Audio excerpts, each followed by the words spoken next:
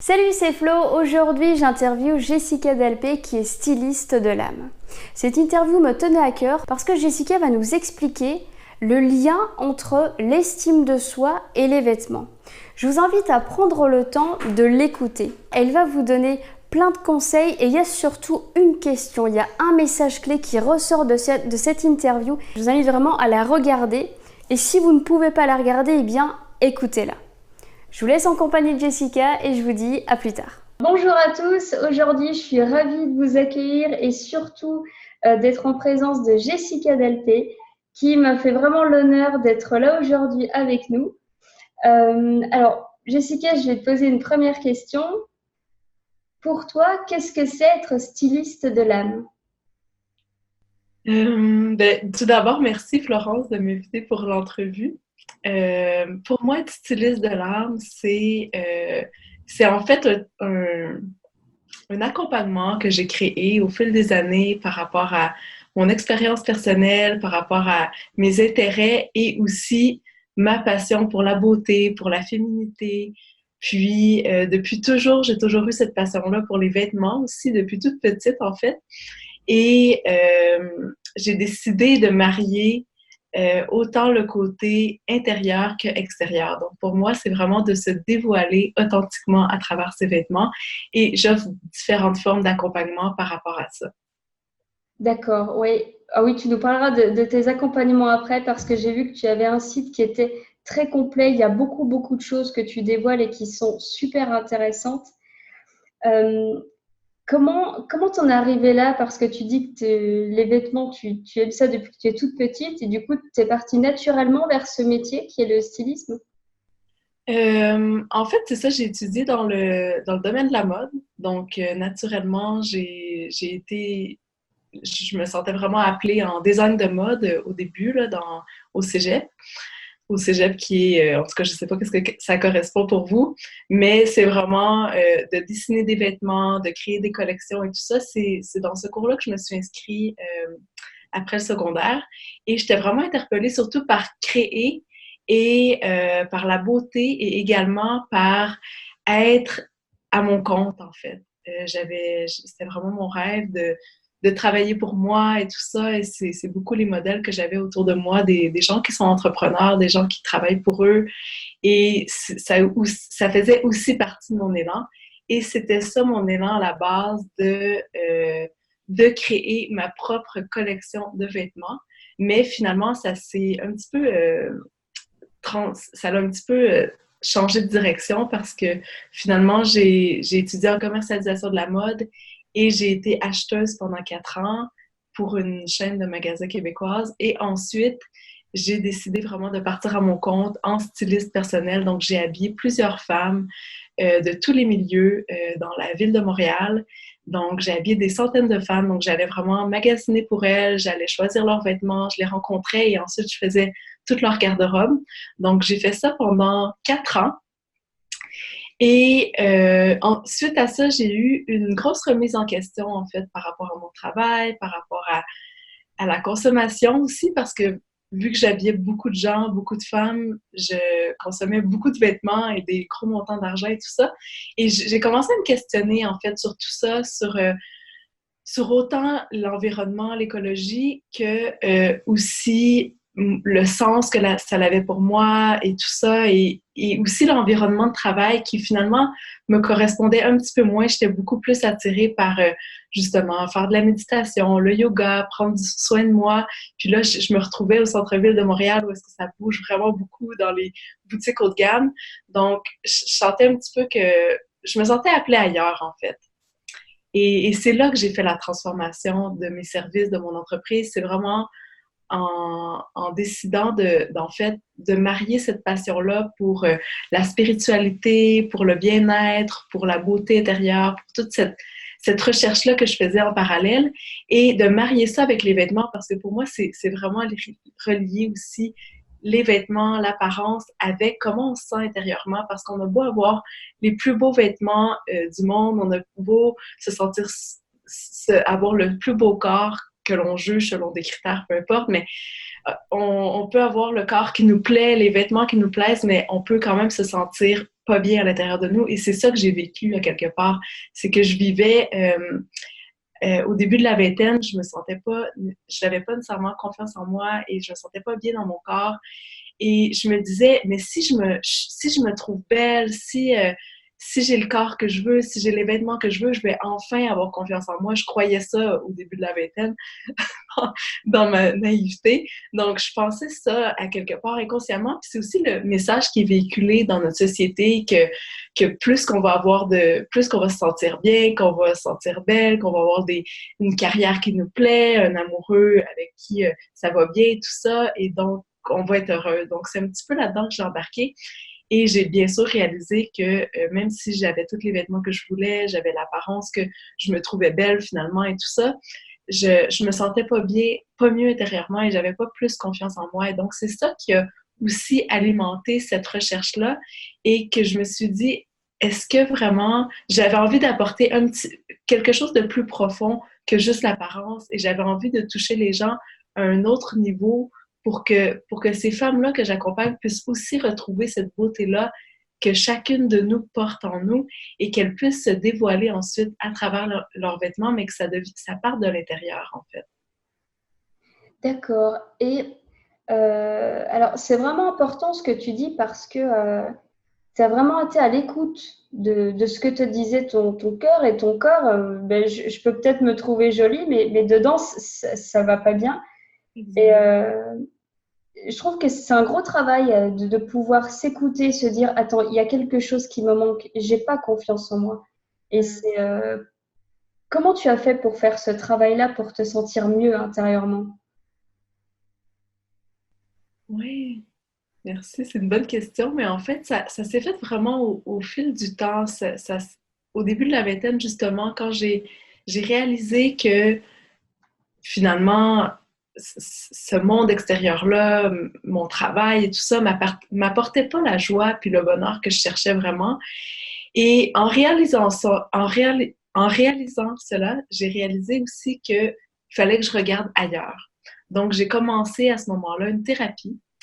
Au début de la vingtaine, je me suis dit, OK, j'ai vraiment envie d'être heureuse. Puis, je me sentais pas bien, en fait. Je pleurais souvent, je me sentais souvent c'est ça, je me sentais pas bien intérieurement et j'ai commencé ce travail-là intérieur, ce travail-là entre guillemets, mais c'est vraiment, j'ai commencé cette découverte-là intérieure, d'aller voir c'est quoi les parties à l'intérieur de moi, d'aller explorer mes croyances, d'aller voir mes pensées, tout ça, et de vraiment, dès que j'ai commencé ce cheminement-là intérieur, tout ce que je projetais à l'extérieur, tout ce que j'avais mis mon bonheur dans plein de choses dans ma vie, ça a commencé peu à peu à avoir peu d'importance pour moi, à avoir moins d'intérêt parce que justement, je m'étais reconnectée à moi et je reconnectais à un espace que je goûtais pas avant et que je savais même pas qu'il existait en fait. Et je retrouvais toutes ces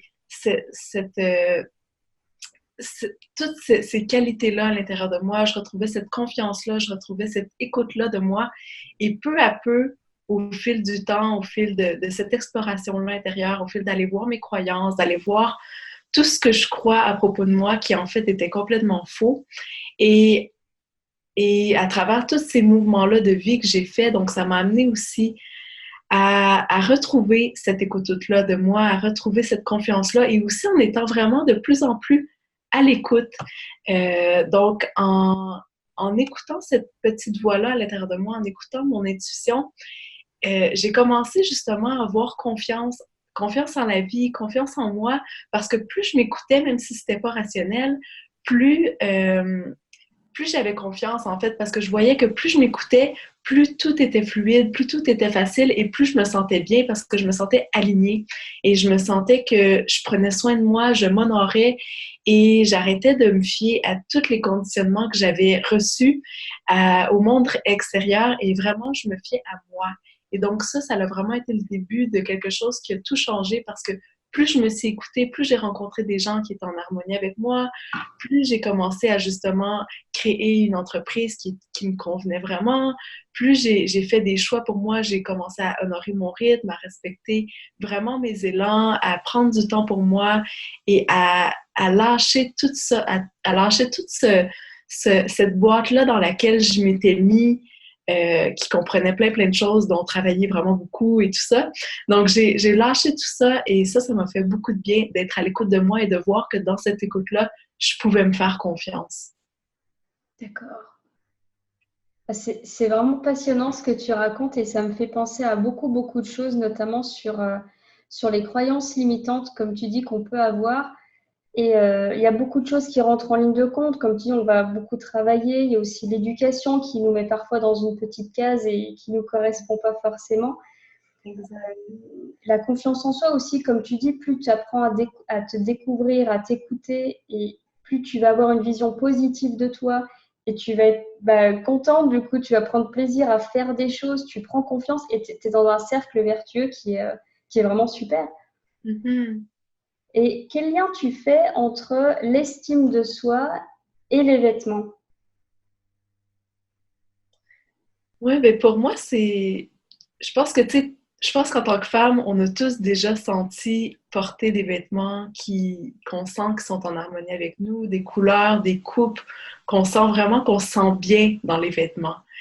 Et ça a un impact sur nous à quelque part. À quelque part, les vêtements qu'on porte, ça a un impact. C'est sûr que si on se sent pas bien du tout, ça n'aura pas vraiment l'impact complet qu'on veut avoir, mais quand on porte un vêtement qui nous correspond, dans lequel on se sent bien, que la coupe nous correspond, que les couleurs nous correspondent, bien, à quelque part, c'est vraiment la continuité de notre beauté intérieure, c'est la continuité de cette confiance-là qu'on retrouve. Et pour moi, c'est vraiment une façon de s'honorer à quelque part. Donc, oui, par rapport à l'estime de soi, mais je pourrais dire vraiment de s'honorer, de prendre soin de soi, de prendre soin de son corps en faisant qu'est-ce qui nous plaît, en fait, en mangeant des aliments qui résonnent avec nous, en faisant l'exercice, si on a envie, ou du yoga, ou peu importe, qu'est-ce qui est là pour les personnes qui vont écouter la vidéo, mais c'est vraiment de prendre soin de soi, de prendre soin de notre corps. Et pour moi, les vêtements, ça fait partie de ça. C'est comme la continuité de dire, OK, je m'honore et je porte des vêtements qui résonnent pour moi, qui vibrent en moi. Et plutôt que de porter des couleurs qui me font passer inaperçues, de porter juste du noir, de porter des coupes qui honorent pas mon corps, bien, je prends soin de moi et j'ose me dévoiler dans qui je suis, dans ma beauté. Donc, pour moi, ça a vraiment un lien, en fait, surtout de s'honorer, en fait. D'accord. Et quel conseil tu pourrais donner à quelqu'un comme moi qui est débutante? Donc, je ne sais pas quel vêtement me va. Tu sais, moi, j'ouvre l'armoire et je me dis, alors, qu'est-ce que je mets? Et je ne sais pas. Alors, je prends quelque chose, je mets un t-shirt ou autre. Et non, ça ne va pas. Qu'est-ce que tu pourrais me donner comme conseil?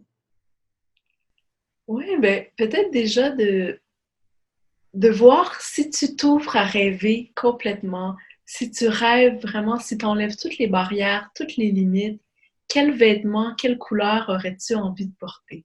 Déjà pour moi, de faire cet exercice-là, de faire cet exercice-là, de rêver, puis d'enlever les limites du corps physique, des coupes de vêtements, des couleurs qui nous conviennent, mais de vraiment au départ d'enlever tout ça et de rêver, de dire dans quel vêtement tu te sentirais pleinement bien, pleinement femme, pleinement toi-même. Ok. Alors ça, c'est une super question. Je vais le noter tout de suite. Est-ce D'accord. que c'est quelque chose qui te vient déjà juste comme ça? Ou... Eh ben, je suis partagée entre. Je me dis, tiens, si ouais, vraiment, il n'y a pas de barrière, je voudrais du confort. Je voudrais déjà avoir un vêtement dans lequel je me sens vraiment bien, où je peux bouger comme je veux. Mm. Mais j'ai aussi envie de voir vraiment le côté féminin. Tu vois, par exemple, de porter une robe. Là, je me sens vraiment féminine en portant une robe par rapport à un short ou un t-shirt. Voilà, Ouais. là, ma première pensée comme ça. OK, super. Ben oui, puis c'est ça, en fait, c'est d'aller explorer, de voir que, OK, est-ce que ça peut être possible de porter des vêtements qui sont super confortables ou est-ce que tu peux bouger comme tu veux, tu peux même danser et à la fois être féminine. Puis oui, c'est possible. c'est possible de porter des robes qui ont une fluidité, puis qui permettent le mouvement, puis à la fois qui, justement, où est-ce que tu te sens féminine, où est-ce que tu te sens femme et tout ça. Donc, ça peut être déjà un premier pas, puis tu pourras voir comment la réflexion se continue ou juste laisser venir qu'est-ce qui vient, en fait. Bah, je vais continuer la réflexion et puis je vous invite tous à faire la même chose parce que du coup, ça y est, j'ai plein d'idées qui me viennent, c'est super. Tu parlais tout à l'heure de l'accompagnement que tu fais. Est-ce que tu peux nous expliquer ce que tu fais comme accompagnement avec toutes ces femmes qui mêlent la féminité, les vêtements et puis l'intuition aussi, j'imagine? Oui, exact. Bien, en fait, c'est ça, j'ai créé un accompagnement qui est sous la forme, ces derniers temps, d'un cours en ligne, mais je fais aussi de l'accompagnement individuel, juste one-on-one comme ça. Puis l'idée, c'est vraiment d'aller à la rencontre de soi, à la rencontre de son féminin, de son énergie, parce qu'on porte tous cette énergie féminine à l'intérieur de nous, autant les hommes que les femmes, et à quelque part d'aller rencontrer cette féminité-là, d'aller rencontrer son intuition, sa créativité, de s'ouvrir justement à cette créativité-là qui est en chacune de nous. Surtout en tant que femme, on a cette créativité-là, cette intuition-là super développée. Et il y a des femmes peut-être qui écoutent la vidéo et qui se disent « Ah non, moi, je ne l'ai pas du tout » et tout ça, mais c'est de voir que c'est vraiment en chacune de nous. Et l'idée, c'est vraiment de s'y ouvrir. Parce que moi, il y a un moment où est-ce que j'avais l'impression que j'étais même plus créative et j'ai eu besoin de prendre un temps de pause, d'être moins justement dans le rationnel, dans les chiffres et tout ça. Et parce que quand j'étais acheteuse, je travaillais aussi beaucoup, même si c'était des vêtements, c'était aussi beaucoup des chiffres. Et de voir que je me suis offert ce moment-là pour m'ouvrir à ma créativité, pour m'ouvrir à qu'est-ce que j'ai vraiment envie, qu'est-ce que je ressens comme élan dans mon cœur. Donc, je me suis offert des cours de chant, de danse, j'ai commencé à peinturer. Donc, j'ai commencé à m'ouvrir à plein de médiums créatifs. Et ça l'aide aussi pour créer autant son style vestimentaire que si on a envie d'être à notre compte, de créer un projet qui est à notre image, qui nous correspond. Et donc, dans mon accompagnement, c'est à ça que je vous invite, que j'invite les femmes, c'est à vraiment retrouver cette créativité-là, ce rythme-là, cette écoute-là de soi, et également à s'ancrer dans cette présence-là, dans le moment présent, en fait, à vivre ici et maintenant, et à essayer de moins se projeter et à vraiment revenir ici et à être à l'écoute. Et dans cette écoute-là, on est guidé à quelque part, on est guidé par notre intuition et on peut aller vers des vêtements, vers des couleurs, vers des matières qui nous correspondent. Et à quelque part, ça va beaucoup, c'est vraiment au-delà des vêtements parce que moi, je parle beaucoup des vêtements, de la féminité, tout ça, mais l'impact que ça a, c'est beaucoup plus grand que les vêtements. C'est vraiment d'être à l'écoute de soi. Donc quand on est à l'écoute de soi dans une des sphères de sa vie, ça a un impact sur toutes les autres sphères, que ce soit dans nos relations, dans notre travail et tout ça. Donc, ça nous impacte dans toutes les autres sphères. Et je vais aussi, oui, donner des pistes un petit peu plus concrètes sur les couleurs, quelles couleurs sont en harmonie avec notre beauté. Donc, de voir aussi ces couleurs-là, comment on se sent dans ces couleurs-là, comment on se sent justement dans les couleurs. Est-ce qu'on ose porter des couleurs? Est-ce qu'on ose habiter pleinement notre place, prendre notre place, se dévoiler et aller voir toutes ces croyances-là qui nous limitent et qui font qu'on reste toute petite, qu'on se fait toute petite et qu'on n'ose pas se déployer pleinement. Mm. Donc, c'est tout ça qu'on explore à travers les accompagnements que je propose. D'accord. Donc, tu as, comme tu dis, 2 accompagnements, soit en individuel, soit en ligne. Alors, tu as commencé là un accompagnement, tu es en plein dedans du coup. Comment ça se passe? Ça se passe très bien. Oui, cette fois-ci, c'est sous un autre format. C'est des rencontres en direct. On est vraiment un petit groupe. Donc, c'est super le fun parce que là, on est un petit groupe. Donc, je peux vraiment interagir avec chaque personne. Puis, je suis vraiment... C'est ça, l'évolution. À chaque 2 semaines, on a une rencontre. Et au fil du temps, c'est vraiment un processus que chaque femme vit à leur façon. Chacune des femmes qui s'inscrivent à l'accompagnement c'est vraiment au fil des 2 dernières années que j'ai fait ça, chaque personne va retirer qu'est-ce qui est propre à elle. Il y en a qui ont plus besoin au niveau de la féminité, il y en a que c'est vraiment les vêtements, il y en a que c'est l'écoute de soi, cette connexion-là à son essence. Donc, chaque personne va vraiment retirer qu'est-ce qui lui est propre à elle à ce moment-là de sa vie. Parce qu'on est tous différentes, on est tous à des moments différents, on a tous besoin d'aller connecter à différents endroits dans notre vie. Donc, chaque personne va vraiment retrouver qu'est-ce qui, elle, lui touche dans le moment, en fait. Et le prochain accompagnement, tu sais à quel moment tu vas le lancer? Ouais, ben je sais pas encore, en fait. Ça va probablement être pour le début de l'automne.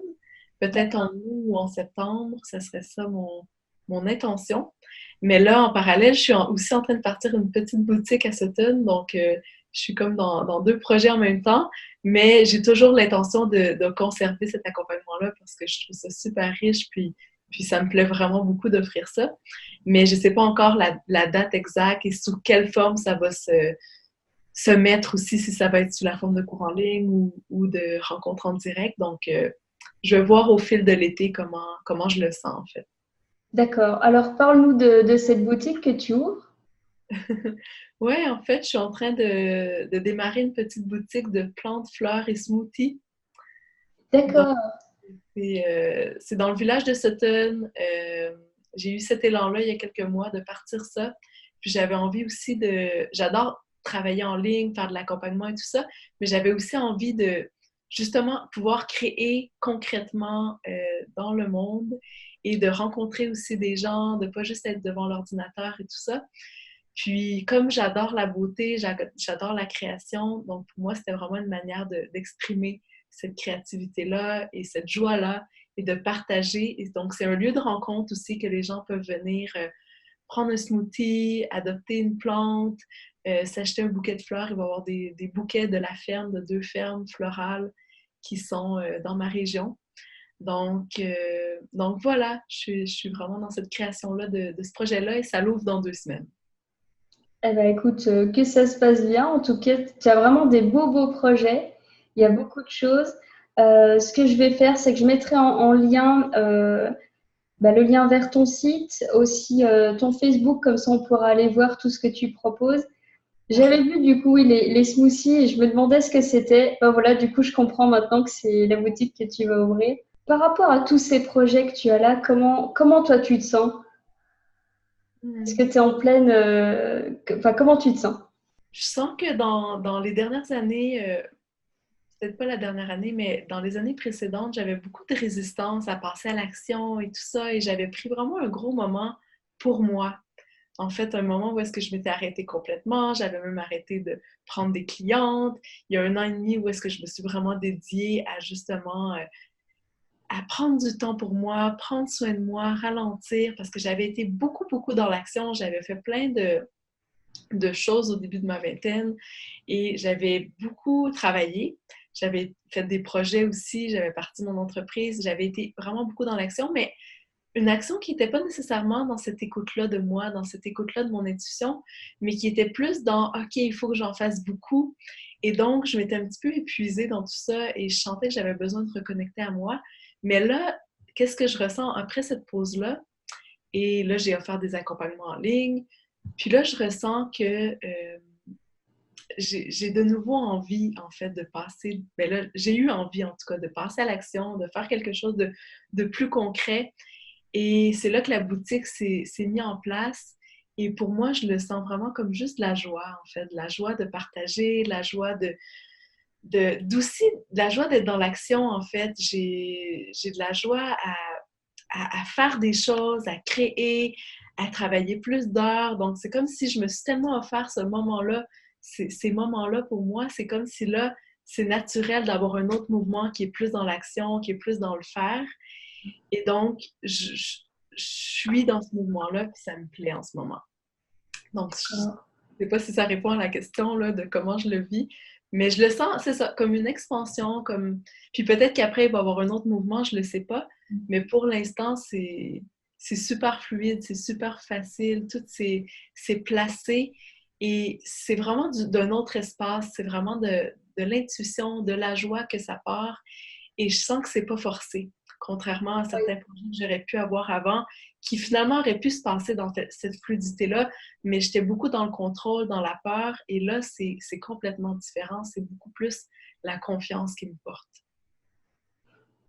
Alors ça, c'est super intéressant ce que tu dis parce que je pense qu'on est beaucoup à vivre comme ça dans absolument avoir le contrôle de soi. On vit dans de la peur et on fait beaucoup, on travaille énormément, on ne regarde pas, mais on n'est pas heureux dans ce qu'on fait. Au contraire, on est fermé et c'est important ce que tu dis de prendre vraiment le temps pour soi, de se dire, attends, j'écoute, je me reconstruis et après, je peux agir, je peux faire des choses. Et être content de les faire, du coup, comme tu dis, tu passes beaucoup d'heures, mais tu es contente de les faire. Exact. Mm. Exact. Puis c'est sûr que je m'offre quand même des moments. Tu sais, le matin, je fais du yoga, je médite, je m'offre des moments pour moi parce que c'est sûr que en étant toujours dans l'action comme ça, des fois, je travaillais jusqu'à 10 heures le soir. Là, c'est comme un petit peu un rush à donner là, pour le départ. Mais c'est comme de quand même m'offrir ces temps-là de pause. Tu sais, je pense que c'est d'avoir cet équilibre-là entre OK, je prends du temps pour moi et donc je suis alignée, je pars ma journée et ensuite l'action est beaucoup plus facile et beaucoup plus fluide.